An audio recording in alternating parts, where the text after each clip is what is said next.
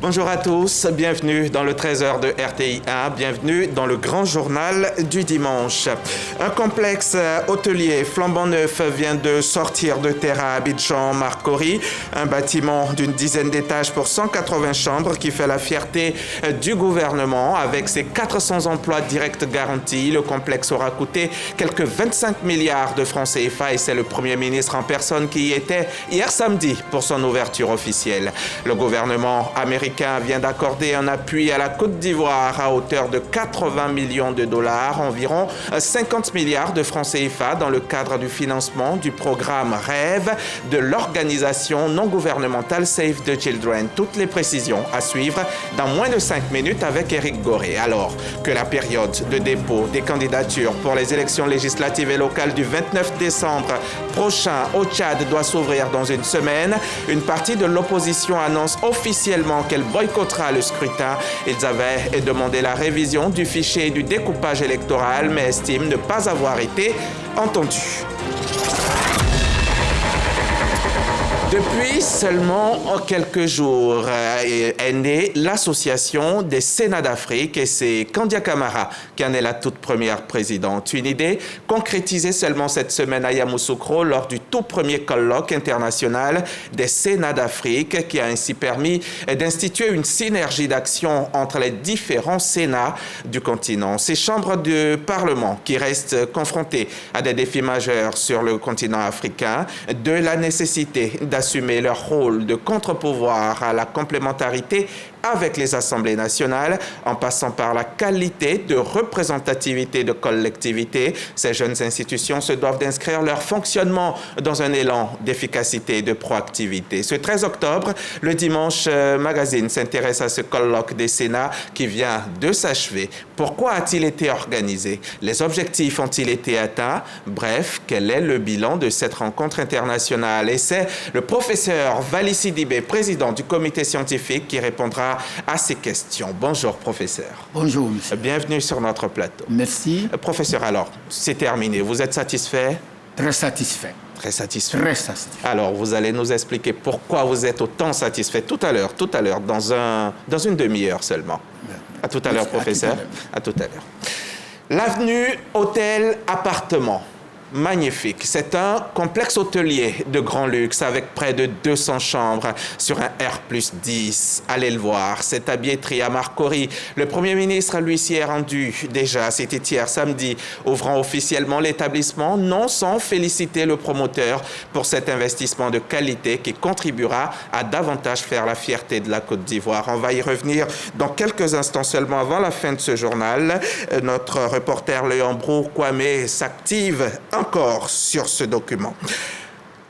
Je vous le disais au sommaire, dans le secteur de la santé, le programme REV de l'ONG Save the Children bénéficie d'un appui d'environ 50 milliards de francs CFA du gouvernement américain. REV est un programme qui a vu le jour depuis quelques années déjà et qui touche environ 400 000 enfants. Éric Gorebi nous en dit plus. L'organisation non gouvernementale Save the Children dresse le bilan du projet REV, ressources pour l'alimentation de la vulnérabilité des enfants. Pour la période de 2015 à 2024, ce sont plus de 397 000 enfants impactés en ces 9 ans. J'ai appris à comment prendre soin de mon corps. Avec le Business Plus aussi, j'ai pu monter mon activité génératrice de revenus. Une augmentation de l'accès aux soins de santé et de lutte contre le VIH.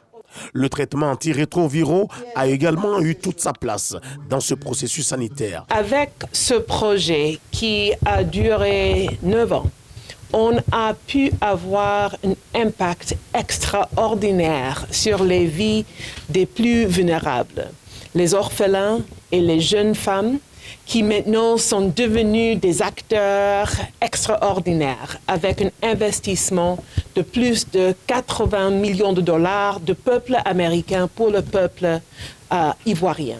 Les enfants exposés au VIH difficiles à localiser ont aussi été une priorité de ce projet. Le projet REV a contribué au renforcement du système sanitaire ivoirien. Nous avons tous vu ici l'impact important qu'a produit ce projet REV. Et c'est beaucoup de satisfaction que nous retirons de ce projet et nous en avons profité. Je veux dire, nous avons profité de notre présence pour remercier le grand pays que sont les États-Unis d'Amérique à travers son ambassadeur qui est ici et le peuple américain.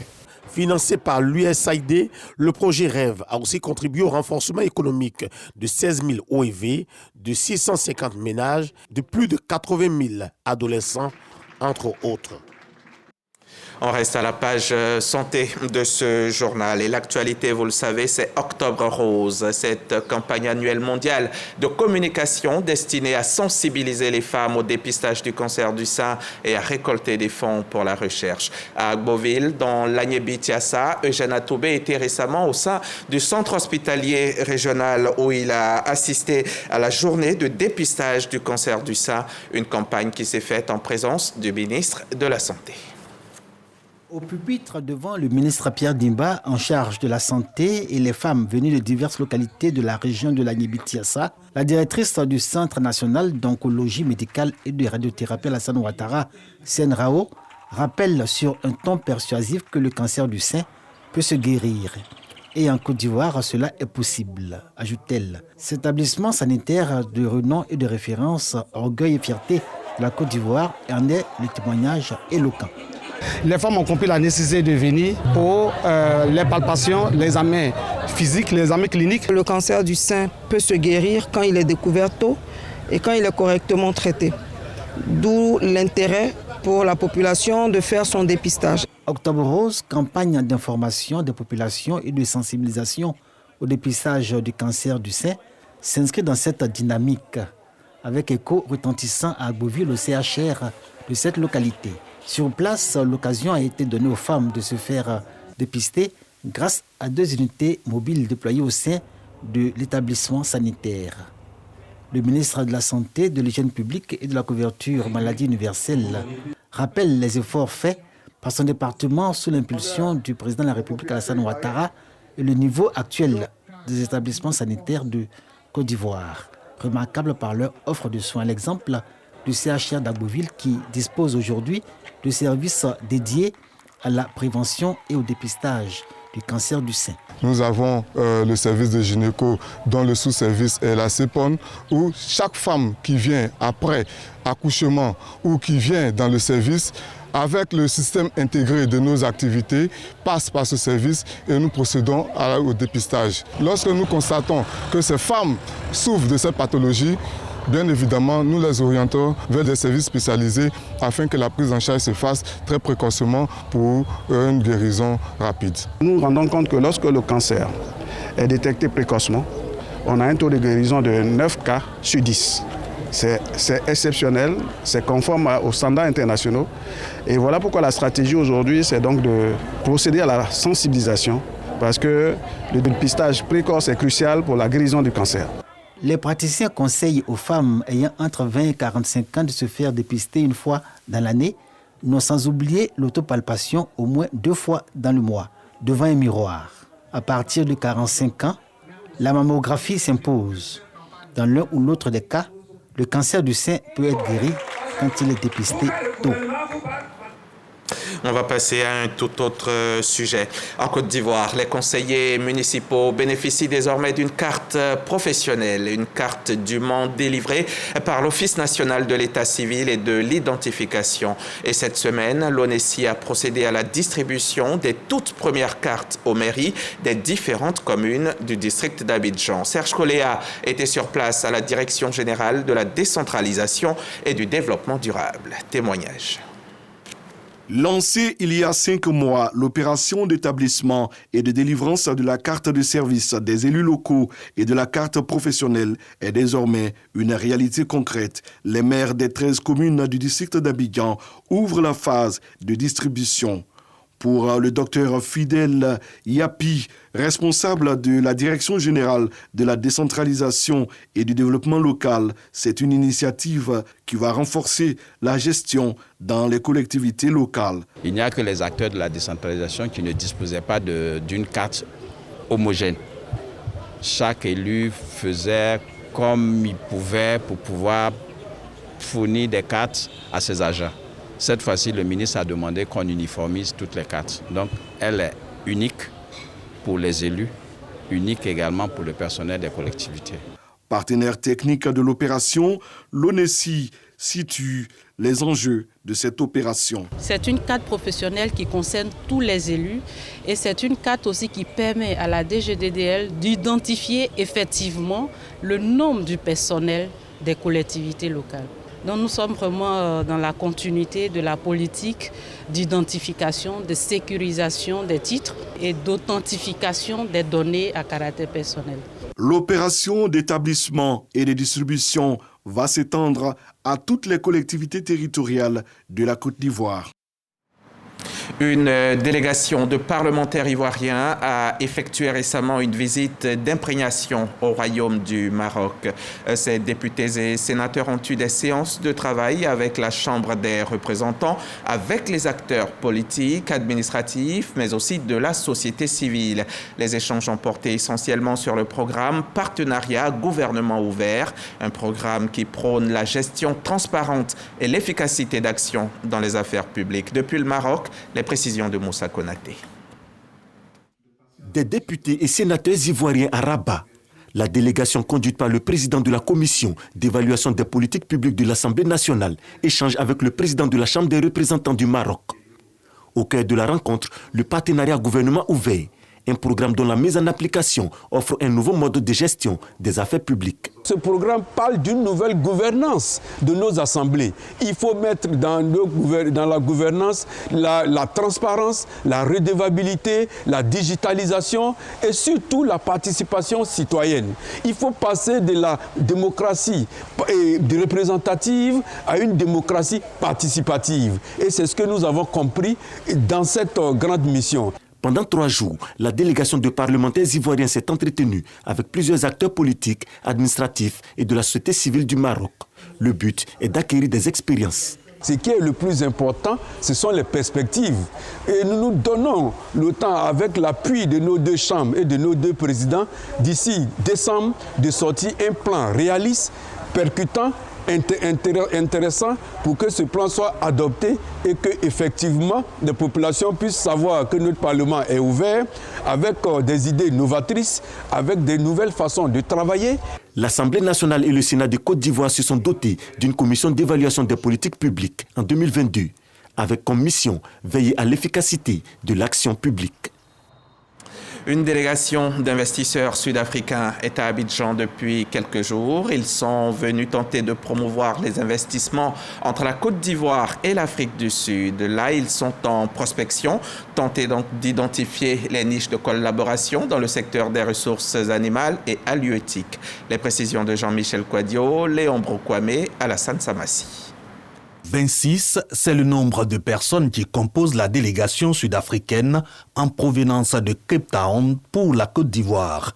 Au cœur des échanges, mutualisation des expertises pour le renforcement de la souveraineté alimentaire des 2 pays. Sont donc identifiées les niches de collaboration, aquaculture, aviculture, lait ou encore santé animale en vue d'un partenariat gagnant-gagnant. Ça fait environ 8 ans que nous venons en Côte d'Ivoire. Notre objectif, c'est de promouvoir les investissements sud-africains. Ce rapprochement entre nos 2 pays frères permettra sans nul doute un transfert de technologies, de partage de connaissances et de meilleures pratiques. Cette rencontre, une aubaine pour les organisations interprofessionnelles agricoles, bétail, viande et pêche. Nous espérons pouvoir convaincre les investisseurs sud-africains à venir installer des unités de production de petits bateaux ou de grands navires même si possible. C'est une bonne rencontre, en tout cas qui ouvre aussi l'esprit et le savoir-faire. Ça profite à nous les acteurs de filière bétail. Au centre de ce rendez-vous, promotion des investissements et développement du partenariat Sud-Sud en matière de ressources animales et halieutiques. Sylvain Tesson disait dans les forêts de Sibérie que la pluie a été inventée pour que l'homme se sente heureux sous un toit. Pourtant, dernièrement, c'est la pluie elle-même qui nous détruit nos toits. Dans la Nawa, par exemple, les pluies qui se sont abattues ces derniers jours ont provoqué l'inondation des domiciles et des plantations. À qui la faute? Une rencontre initié avec les populations pour situer les responsabilités. Sam Conan était témoin pour nous. Vue du ciel, plusieurs habitations et plantations sous l'eau. Tout le long du fleuve Sassandra, dans les régions de la Nawa et du Boclé. Le préfet de région, Clément Kaloubi Kouamé, et une délégation de Côte d'Ivoire Énergie se sont rendus sur les lieux. Il y a eu des interprétations malveillantes qui ont croire que le barrage était à la base de ces inondations. Il n'en est rien. Ces inondations-là obéissent à des facteurs naturels qui ont été exacerbés par le phénomène des réchauffements climatiques. Les populations impactées par ces inondations ont reçu la compassion des autorités qui ont profité de la rencontre pour les sensibiliser. On a pensé qu'il fallait initier nos populations à ce phénomène de réchauffement climatique et on a pris des mesures urgentes dès lors que ces événements se sont produits. Les premières mesures ont été d'abord la création d'un comité de crise et puis le déclenchement du plan Orsec. Mais le plus important, c'est d'agir de telle sorte qu'on ne puisse pas vivre la même situation l'année prochaine. Pour des raisons de sécurité, il est demandé aux populations riveraines de cesser toute activité et toute circulation dans les zones des barrages de Soubré et de Gribo-Popoli, qui procèdent à l'ouverture des vannes des évacuateurs de crues. S'il y a un autre fléau qui fait autant, sinon plus de mal que les inondations, c'est bien l'orpaillage illégal. Dans les villages de Korogo, zone septentrionale de Côte d'Ivoire, l'activité est fortement pratiquée et ses conséquences sont réelles, perceptibles, destructrices de l'environnement.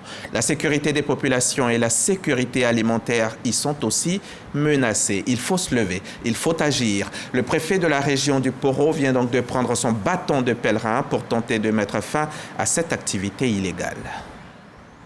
Première ronde de cette tournée dans le département de Korogo, les cantons de Kanoroba, de Nanfon et de Sirasso. État des lieux de l'orpaillage illégal au plan national et régional. Pour sortir de l'illégalité, il faut juste être autorisé. Et cette autorisation est accordée par le ministre des Mines, du Pétrole et de l'Énergie. Le ministre a pris un engagement ferme, il a dit qu'il est en train de mener des réflexions pour ramener ce délai à 6 mois maximum. Si vous remplissez les conditions, vous avez votre autorisation. Au nom du gouvernement, le préfet de région du Poro a exhorté les populations à la fibre patriotique. En refusant le décret qui autorise la recherche ou l'exploitation de l'or de façon légale, ça peut être considéré comme de la rébellion. Et les chefs ne devaient pas accepter cela. Et vous, les jeunes, vous ne devez même pas vous conduire comme ça. On vous a montré tous les dégâts que l'exploitation illégale entraîne à la fois sur les individus, sur la société, sur l'environnement. La guerre sans merci du gouvernement contre l'orpaillage illégal a démarré en 2014. En 10 ans, environ 5000 sites ont été déguerpis et de nombreux matériels ont été détruits sur l'ensemble du territoire. Depuis 2021, le groupement spécial de lutte contre l'orpaillage illégal est aux commandes. Un seul but, bouter hors des frontières ivoiriennes le phénomène et ses méfaits sur la sécurité nationale et sous-régionale. Un reportage signé Siekwasi dans un commentaire de Didier Nguessan. En Côte d'Ivoire, la journée mondiale contre la rage a été officiellement célébrée à Béoumi avec pour objectif de sensibiliser le public et de faire campagne en faveur de l'élimination de cette maladie mortelle à l'échelle mondiale. Mortelle donc dans pratiquement 100% des cas. Elle est responsable d'environ 59 000 décès annuels dans le monde, principalement en Asie et en Afrique. À Béoumi, en plus de la sensibilisation des populations, les chiens ont été vaccinés contre la rage. Les acteurs de lutte contre la rage dans la région de Gbeke ont choisi la ville de Béoumi pour commémorer la journée internationale de cette maladie. La région n'est pas épargnée. Pour le responsable local de l'INHP, chaque année, Ce sont en moyenne 2 cas de rage canine et 3 cas confirmés de rage humaine qui sont enregistrés dans le Gbeke. Ce sont 20 à 25 cas de rage humaine notifiés en Côte d'Ivoire. Et cette année, nous sommes déjà à 35 cas. Et à Boaké, nous sommes déjà à 4 cas de rage humaine confirmés. Célébré chaque 28 septembre à travers le monde, la commémoration de Béoumi a eu pour thème « Ensemble, brisons l'ignorance et la négligence pour 0 décès par la rage ». Occasion pour le représentant du ministre des Ressources animales et halieutiques et le préfet de Béoumi de rappeler les efforts consentis par le gouvernement ivoirien pour l'éradication de la rage. L'État a initié depuis 2018 donc, n'est-ce pas, des actions vigoureuses pour éradiquer la rage, notamment la sensibilisation. En cas de morsure par un chien, lavez la plaie avec du savon et dirigez-vous immédiatement dans un centre de santé. La cérémonie a été marquée par l'installation du bureau local du comité départemental de lutte contre la rage, suivie d'une campagne de vaccination gratuite des chiens et autres animaux de compagnie. Le reportage de William Skakou a été commenté par Charles Tatou, tous deux de la station régionale RTI Boaké. On en vient maintenant à cette autre séance de sensibilisation, celle organisée récemment par l'UNFPA pour instruire les populations sur la planification familiale et les méthodes de contraception. Une opération organisée cette semaine dans la région du Gontougo en présence de notre reporter Khalil Diomandé. Après les régions du Béquet et du Cavali en 2023, cette année, c'est la région du Gontougo, précisément la ville de Bondoukou, qui accueille la 3e édition de la semaine régionale de la planification familiale. Il s'agit d'instruire les populations sur le planning familial et les méthodes de contraception. La planification des naissances est gage de familles heureuses et épanouies. Elle contribue en effet à la lutte contre les infections et certaines complications qui peuvent survenir après les accouchements, mais surtout à la stabilité des foyers en procurant une meilleure santé à la mère et à l'enfant. Je raffirme ici l'engagement du Conseil régional à soutenir toutes les actions visant à améliorer le bien-être de nos populations, en particulier dans le domaine de la santé reproductive et de la planification familiale. Cette semaine régionale de la planification familiale est à l'initiative de l'UNFPA, le Fonds des Nations Unies pour la population. Selon la représentante résidente de l'organisme onusien, le choix de la région du Gontougo n'est pas fortuit. La région du Gontougo fait face à de nombreux défis en matière de santé reproductive. Cette région enregistre l'un des taux de fécondité les plus élevés du pays, avec en moyenne 5 enfants par femme contre 4 enfants par femme au niveau national. De plus, l'ampleur des besoins non satisfaits en planification familiale est particulièrement préoccupante, atteignant 26%, soit le plus élevé du pays. Durant cette semaine, des consultations gratuites seront organisées dans les 150 centres de santé de la région du Gontougo. Les jeunes et les mères seront édifiés sur les moyens de contraception et la planification des familles. Vous avez forcément noté que cette voix n'est pas celle de Khalil Diomandé, mais bien la voix de Carmel Dia. La prochaine édition du Nzrama Festival, c'est pour bientôt et l'événement se prépare activement dans le district autonome des Lacs. Ce rendez-vous culturel, apprécié des populations, met en lumière les atouts des différentes régions du district. La ministre gouverneur Raymond Goudou a lancé officiellement l'édition 2024 au micro RTI 1 de Davis Oyo, Ismaël Evrardéo et Fernand Conan. Le Wondjene et le Kroubi, danse de réjouissance en pays Tagbana, Djimini et Djamala, en attraction à la cérémonie de lancement de la 2e édition du Nzrama Festival. Manifestation culturelle, touristique et gastronomique des régions du Bélier, du Nzi et de l'Ifou. L'édition 2024 met en avant la transformation des produits agro-pastoraux. Nous voulons passer de la simple production des matières premières à une transformation. La plus-value se trouve dans la transformation.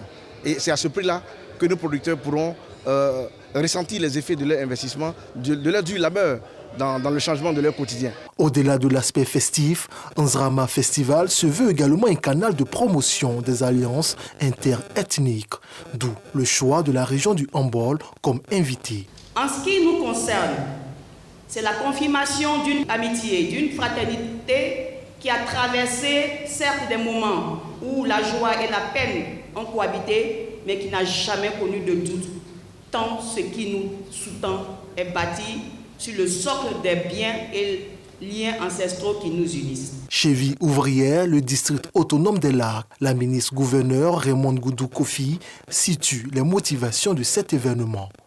La transformation de nos produits, qu'ils soient issus de l'agriculture ou de l'élevage, est la clé pour apporter de la plus-value à notre festival. Créer des emplois durables pour nos jeunes, renforcer notre économie locale avec surtout des femmes engagées, formées et déterminées. Nzrama Festival, deuxième édition, se tiendra du 14 au 16 novembre prochain à Toumaudi. Plusieurs festivaliers attendus, au nombre desquels producteurs et transformateurs de produits agricoles. Et dans la vie, on fait la fête, dans la vie, on rit, mais souvent dans la vie, on pleure aussi. Le Zouglou pleure, les artistes ivoiriens pleurent, la Côte d'Ivoire entière pleure cette disparition. Valérie est mort. Théa Dogbo Valérie, artiste chanteur, membre du groupe Espoir 2000, groupe Zouglou qui préparait pourtant son grand retour sur scène. Il a quitté ce monde hier samedi dans la fleur de l'âge, à seulement 49 ans, emporté par une leucémie. Malade depuis plusieurs mois, c'est en France que son décès est survenu. Adieu l'artiste, tes œuvres, elles, ne mourront jamais. Il y a quelque chose de plus fort que la mort, c'est l'amour de ceux qui nous entourent, le vivre ensemble. Alors, aimons-nous vivants, c'est la mission que se sont données les populations de Sepleu, département de Mans. Ils viennent d'organiser un tournoi de foot pour la sceller, cette cohésion sociale. Christ Ephraim Diomondé, Didier Nguesson. Apporter la cohésion sociale, l'entente et le vivre ensemble entre les habitants de Sepleu dans le département de Mans, autour des activités sportives. Voici les concepts que développent les cadres de la région du Tongpi. Une initiative d'Edouard Oulaye, fils de la région, qui vise à consolider la paix, l'amour entre les peuples. C'est une occasion pour toutes les populations de Mans de se retrouver et de vivre ensemble en communion cet événement. C'est pour permettre à la jeunesse Yagouba de se prendre en charge, de se mettre ensemble et puis aller de l'avant. Pour le parrain de la cérémonie, réunir la population autour du sport roi pour conjuguer un même langage vient mettre en exergue les liens de fraternité du peuple d'An. Aujourd'hui, la cohésion est un élément important pour le développement et le thème unité vise la cohésion, la fraternité et l'engagement surtout pour la ville de Mans. Je voudrais que tous les enfants se rassemblent pour ensemble assurer le développement de Mans. 2025 est une année importante. C'est un tournant. Et on le sait, le président de la République a pour message la cohésion et nous travaillons dans ce sens-là. Ce tournoi de cohésion sociale est à sa première édition. Et même chose du côté de Mbengue, au nord de la Côte d'Ivoire, district des Savanes. Un autre tournoi de foot organisé pour un même objectif, la cohésion entre les filles et les fils de la ville. Walter Amadou Ouattara, de retour de Mbengue. La 4e édition du tournoi intercampement de la commune de Mbengue a connu son apothéose le week-end dernier dans une ambiance festive.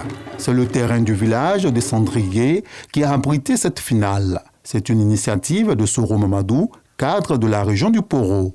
Pour l'initiateur, ce tournoi est un moyen d'occuper sainement la jeunesse de la commune de Mbengue, également amener les filles et fils à la cohésion pour le développement harmonieux de la région. Vraiment, c'est un sentiment de fierté et de bonheur qui m'anime. Nous voulons célébrer la cohésion sociale. Nous voulons célébrer la fraternité entre les jeunes de Mbengue. Nous voulons amener les jeunes de Mbengue à prendre conscience qu'ils sont un pan important dans le développement de notre département, de notre région. Les autorités administratives et coutumières apprécient la démarche. Une joie pour moi de m'associer à cet événement. Je vais dire merci à mon cher frère Ngolo pour lui dire félicitations pour ce genre d'action. Nous avons bien voulu venir accompagner M. Soro Mamadou dans le cadre de cette activité qui consiste à faire la promotion de la cohésion, de l'unité et surtout d'apporter du divertissement et du loisir à nos populations locales après une grande période de travaux champêtres. L'équipe de Kachofa a eu le dessus face à celle de Badenou sur le score de 4-2. Elle gagne en plus du trophée des chaises, des ballons, des maillots et l'installation d'une pompe à motricité humaine dans leur village. Coût total de ce lot, 27 millions de francs CFA. De Mbengue, on va se rendre au Tchad, où alors que la période de dépôt des candidatures pour les élections législatives et locales du 29 décembre prochain doit s'ouvrir dans une semaine, une partie de l'opposition tchadienne annonce officiellement qu'elle boycottera le scrutin. La décision a été prise dans le cadre des assises organisées hier samedi par une quinzaine de formations politiques qui estiment que les conditions ne sont pas réunies pour y participer. Ils avaient demandé la révision du fichier et du découpage électoral, la garantie d'élections transparentes et un consensus entre les acteurs politiques, mais estiment ne pas avoir été entendus. Pendant ce temps, les partis de la coalition qui a soutenu la campagne présidentielle de Mahamat Idriss Déby, eux, se préparent. Leurs dossiers de candidature pour les législatives sont en passe d'être finalisés. Un Afghan de 22 ans, acquis à l'idéologie de l'organisation État islamique selon le parquet antiterroriste, a été mis en examen et écroué hier samedi. Il est soupçonné d'avoir fomenté un projet d'action violente dans un stade de football ou un centre commercial.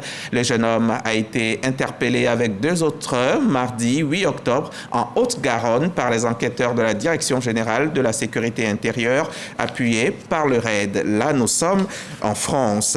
Et voilà donc qui nous conduit directement au magazine du dimanche. Notre invité nous a rejoint en plateau. C'est professeur Vali Sidibé, sénateur, président du comité scientifique du colloque international des Sénats d'Afrique. Merci professeur. Merci d'avoir accepté notre invitation. On va suivre ensemble cet élément vidéo qui vient maintenant. Il est signé Kader Sogodogo. Kandia Kamisoko Kamara, désignée présidente de l'Association des Sénats d'Afrique. Le siège de cette association sera à Yamoussoukro, la capitale politique ivoirienne. Ce sont les principales informations qui ressortent du premier colloque des Sénats d'Afrique qui vient de s'achever en Côte d'Ivoire. Ce colloque marque le point de départ de l'unité des Sénats d'Afrique, des chambres hautes du Parlement qui veulent prendre leur destin en main. Des panels de communication au centre des travaux. Des universités qui avaient également leur mot à dire. Le cénacle institutionnel de nos pays en Afrique doit se justifier par la capacité de cette institution, non pas à accompagner, dans le sens d'un compagnonnage politicien de bon aloi, mais à prendre à la fois de la hauteur, de la profondeur et de la distance critique pour jeter un pertinent regard impertinent de Caïn sur la gouvernance de nos États. Invité spécial, le Sénat de France, bientôt 150 années d'existence. Pour son président Gérard Larcher, le bicaméralisme reste une issue favorable pour la démocratie et l'épanouissement des peuples. Je proposerai à l'Association des Sénats d'Europe des mondes retour de se tourner vers votre association, d'organiser ensemble sans tarder un sommet parlementaire entre l'Europe et l'Afrique, qui réunisse les membres de nos 2 associations pour débattre d'un agenda commun. Et je m'y engage personnellement. Les participants, à l'unanimité, ont rendu un vibrant hommage au président de la République de Côte d'Ivoire, Alassane Ouattara, pour son implication personnelle dans l'organisation et la réussite du premier colloque des Sénats d'Afrique. Merci Kader Sogodogo. Professeur Vali, merci beaucoup d'avoir accepté notre invitation. Professeur Sidibé, Vali Sidibé. Professeur, en 2-3 mots, le Sénat, qu'est-ce que c'est déjà? Et puis ce colloque des Sénats d'Afrique, qu'est-ce qu'il faut entendre par là? Et pourquoi il a été organisé? Bon, à l'entame de mes propos, permettez que je remercie d'abord le président de la République qui a accordé son haut patronage à cette rencontre à la fois parlementaire et scientifique. Ensuite, mon remerciement à Madame la présidente du Sénat, présidente du colloque, qui a accepté l'initiative et la réalisation de ce projet. Le Sénat, bon, les uns et les autres ont toujours recours à la définition latine.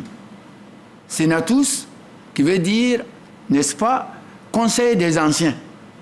Bon, en Afrique aussi, nous avons des conseils des anciens. Oui, depuis la nuit des temps. Depuis 400 ans avant Jésus-Christ, depuis l'Égypte pharaonique, sous Ramsès II, le Nègre. Et ces conseils sont restés intacts dans certains pays, qui les ont gardés sous le nom de conseil. D'autres ont accepté d'appeler Sénat, etc.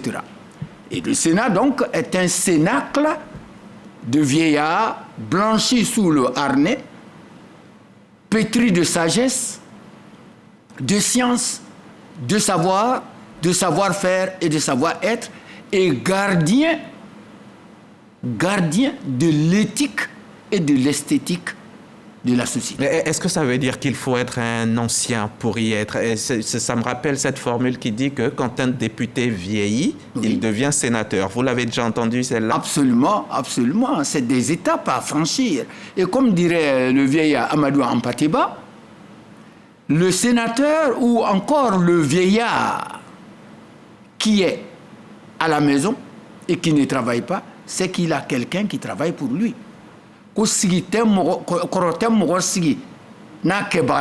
C'est-à-dire que la vieillesse ne peut pas vous maintenir assis si vous n'avez pas quelqu'un à le faire. Il l'avait dit en bambara. En bambara, oui. C'était donc ces mots. Alors, ce colloque, vous l'avez organisé pourquoi?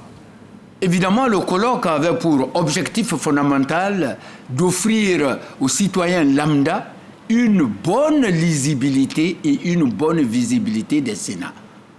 Et bon nombre de nos citoyens, nos concitoyens, et même peut-être parmi nos sénateurs, ne savent pas quelle est l'essence même du Sénat.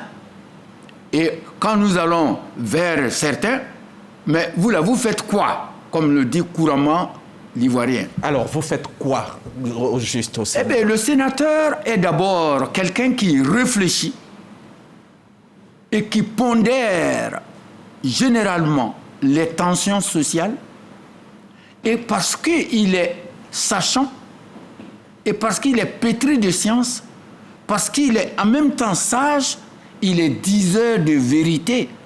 Le sénateur est un Tunyatigi qui dit la vérité pour trancher en douceur et souvent pour maintenir la paix et la cohésion sociale. Donc vous pensez, professeur, que leur existence était donc essentielle. Pourtant, on a vécu bien longtemps sans le Sénat. Ah non, nous avons vécu avec le Sénat sans l'avoir dit. Vous parlez de pratiques anciennes. Je veux dire, formellement, depuis 1960, on a l'Assemblée nationale, la bonne vieille Assemblée nationale avec nous, mais pas le Sénat. Pourtant, tout fonctionnait. Mais n'oublions pas qu'il y a eu des sénateurs comme les Biaka Boda, qui ont représenté la Côte d'Ivoire et qui ont parlé au nom de la Côte d'Ivoire et qui ont légiféré pour que la Côte d'Ivoire soit indépendante. C'est à nous de réhabiliter ces pratiques-là, parce que le sénateur est plus proche des collectivités et de la population que d'autres. Vous êtes au courant, par exemple, que quand il y avait les élections des députés, certains députés, quand ils sont élus et quand ils viennent à l'Assemblée nationale, ils ne retournent qu'aux prochaines élections. Vous le saviez. Ah oui. Mais le sénateur, lui, il est contraint d'être dans la quotidienneté des collectivités. Et pourtant, les députés, c'est ce qu'on nous dit, hein, qu'ils y vont tout le temps, pendant leurs vacances parlementaires et tout. Ils sont toujours dans leur localité. En tant que littéraire, en tant que homme de culture, moi, je dirais aller et venir. Il y a aller et puis il y a venir. D'accord. Le colloque, il a porté sur quoi, professeur? Le colloque a porté sur idées de Sénat et les expériences sénatoriales en Afrique. D'où tire-t-on l'idée des Sénats? Évidemment, de notre patrimoine culturel commun. Les sociétés antiques l'ont expérimenté, qu'on les appelle Sénat ou Conseil. Et rappelons-nous, le Conseil qui a tenu le grand conseil du Mandingue à Kouroukanfoua, sous Sundiata Keïta, en 1235, avait légiféré déjà le genre le gouvernement bipolaire ou bipartite avec les femmes, parité. Ensuite, a déjà légiféré sur la protection de l'environnement qui était confiée aux chasseurs, aux dozo. Et je prends l'article 14 de la charte de Kourkanfoy qui dit que les femmes, virgule, malgré leur occupation quotidienne, doivent participer ou doivent être intégrées à tous nos gouvernements. L'égalité du genre. L'égalité du genre. Ensuite, la charte de Kourkanfoy est considérée comme la première déclaration universelle des droits de l'homme.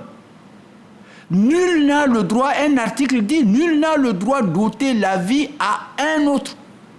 Et s'il le fait, il est passible par la peine de mort.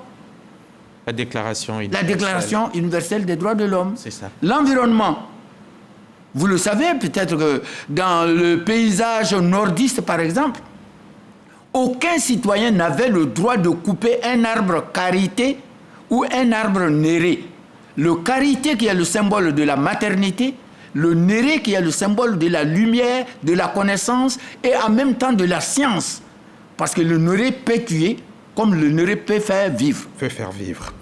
Alors, vous avez parlé de tout, vous avez réfléchi sur la perspective, donc l'avenir des Sénats en Afrique, sur la fonction, le fonctionnement des Sénats. Mais il y a 39 Sénats, si je ne m'abuse, 39, une quarantaine, un peu moins d'une quarantaine de Sénats en Afrique. Mais lors de ce colloque, il y en avait 12, je crois. Pourquoi si peu, professeur? Bon, je peux dire qu'il y a certains Sénats qui ont été supprimés, comme celui du Sénégal.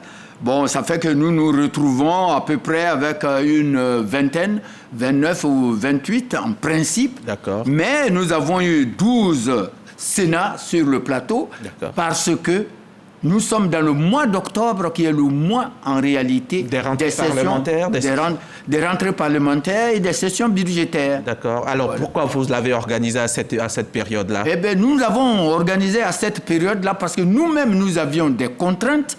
Mais on était obligé de chercher ceux qui peuvent participer et qui peuvent venir, mais il y en a qui ne sont pas venus, mais qui ont donné leur potion magique quand même à la chose. On se souvient du colloque des parlementaires, c'était à Cotonou en 2019. Vous vous en souvenez, professeur? Oui, il y a eu le premier colloque sur le Parlement à Cotonou, les 23 et 27 ou 26 septembre à Cotonou, mais c'était un colloque très généraliste parce que c'était sur le Parlement. Organisé par des universitaires. Organisé par l'ENAM et l'université d'Abomey-Calavi. Il y a 5 ans à peu près, mais ce colloque a accouché presque d'une souris. Est-ce qu'il ne faut pas craindre que pareille chose nous arrive? Oui, on ne peut pas décréter que ce colloque a accouché d'une souris. Non, on va y arriver. On part pas à pas. Pourquoi ça n'avait pas marché? Non, mais ça a marché parce que les actes de ce colloque existent et on s'en sert et ont été publiés. Et nous-mêmes, nous sommes allés lire, boire à la source de ces réflexions universitaires, mais ce qui manquait, c'est qu'il n'y avait pas de parlementaires à ces colloques. Non, il y avait tout le monde, sauf ceux pour qui c'était organisé. Évidemment, mais il y avait aussi ceux pour qui, ou ceux qui élaboraient les lois qui doivent être votées. Le colloque international des Sénats d'Afrique en Côte d'Ivoire, première édition. Pourquoi la Côte d'Ivoire? Pourquoi la Côte d'Ivoire? Parce que nous avons eu l'audace et la témérité d'avoir l'idée et d'avoir l'initiative et au plus haut niveau d'avoir le patronage du président de la République Alassane Ouattara. Pourquoi la Côte d'Ivoire aussi? Parce que la présidente du Sénat, lorsque nous lui avons soumis l'idée, elle a dit il faut l'exécuter immédiatement. Et c'est ainsi que nous nous sommes lancés dans l'exécution de ce colloque sous sa gouverne, avec l'œil vigilant, évidemment, du grand patron qui regarde. Allez-y. En plus, il fallait élaborer les TDR, les axes de réflexion. 3 axes de réflexion, donc. d'abord l'historique, l'histoire des Sénats, de l'Antiquité à nos jours. Ensuite, amener d'autres Sénats que nous ne connaissons pas ou d'autres conseils que nous ne connaissons pas à venir exposer sur leurs fonctions et leur fonctionnement pour que les sénateurs de Côte d'Ivoire puissent se nourrir de leurs idées et enfin les perspectives des Sénats en Afrique. D'accord. Et puis, qu'est-ce qu'on peut retenir au final, professeur? Quel bilan de ce premier colloque? Bon, moi je dirais que d'abord ce premier colloque est un colloque très pertinent pour moi parce que si je regarde les 3 grandes régions d'Afrique, l'Afrique du Nord, l'Afrique subsaharienne, l'Afrique méridionale, toutes ces 3 parties de l'Afrique ont été représentées. L'Afrique du Nord, représentée par Algérie, l'Afrique subsaharienne, il y avait 9 Sénats présents, et l'Afrique méridionale, il y avait 2 Sénats présents, la Namibie et le Zimbabwe. Ce qui fait au total, bon, on peut dire que vous avez eu 12 sur 28, mais si on ajoute par exemple dans les communications, il y avait une vingtaine de communications attendues, mais nous avons eu 17 communications, sans compter les 2 conférences inaugurales. Ajouter les 2 conférences inaugurales, ça me fait 19 sur 20, mais je pense que j'ai gagné. D'accord. Et puis, ce colloque a réuni beaucoup d'universitaires, hein, il faut le dire, des historiens, des philosophes politiques, des hommes de culture, et puis bien entendu des sénateurs. Et la spécificité du Sénat de Côte d'Ivoire, c'est que vous, en plus des collectivités territoriales, des Sénats donc locaux ici, il y a des Sénats qui représentent la diaspora. Oui. Ça, c'est particulier, inhérent à... C'est vraiment la spécificité de la Côte d'Ivoire. La spécificité de la Côte d'Ivoire, en réalité, le Sénat est arrimé à tout État qui crée de la décentralisation, qui crée les collectivités territoriales.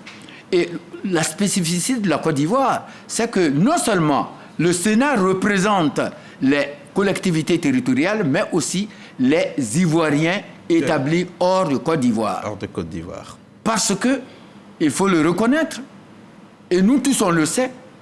Bon, il y avait des vidéos qui passent pour dire que tu es là-bas, il faut m'envoyer 1 000 € pour que je puisse inscrire ton petit frère ici. La diaspora est une source économique qui peut booster notre économie, notre société, est une source aussi de diffusion de nos cultures.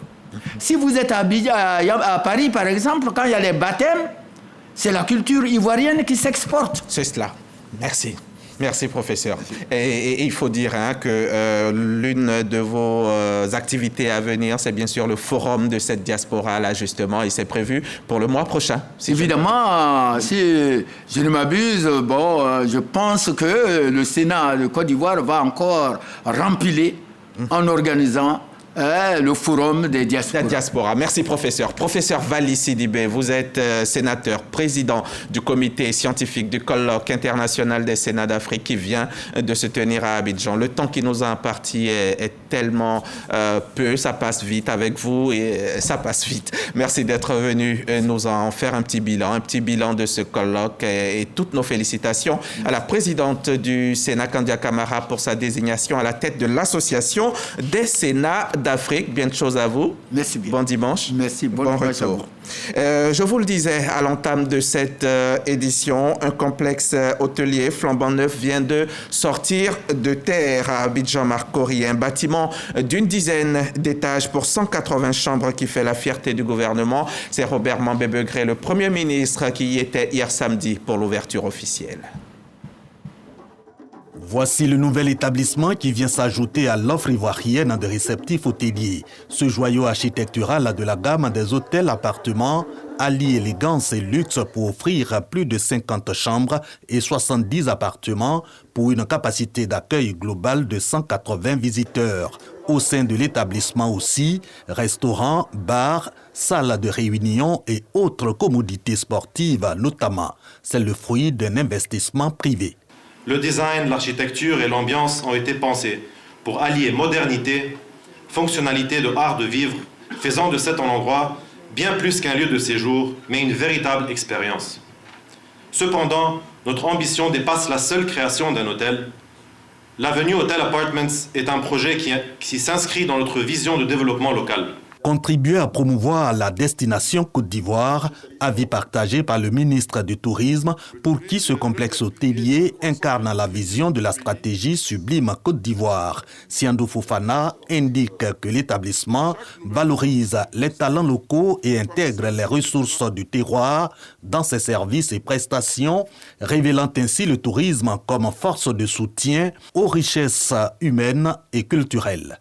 Le tourisme est l'un des piliers de la croissance économique de notre pays et chaque nouvelle infrastructure touristique comme celle-ci représente bien plus qu'un simple projet d'investissement.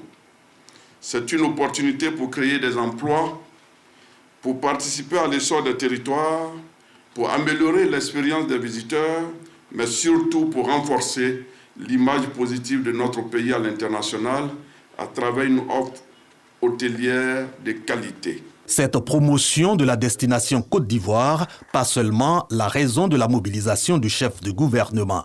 Le Premier ministre Robert Begré-Mambé soutient le promoteur de l'établissement qui partage avec le chef de l'État la même vision du développement et de l'emploi. Vous avez investi pour la partie hébergement plus de 16 milliards de francs CFA. Si nous ajoutons la partie restauration, le total fera 25 milliards de francs CFA. Vous allez offrir aux jeunes Ivoiriens, pour la partie hébergement, 300 emplois. Si on ajoute la restauration, on aura un total de 500 emplois.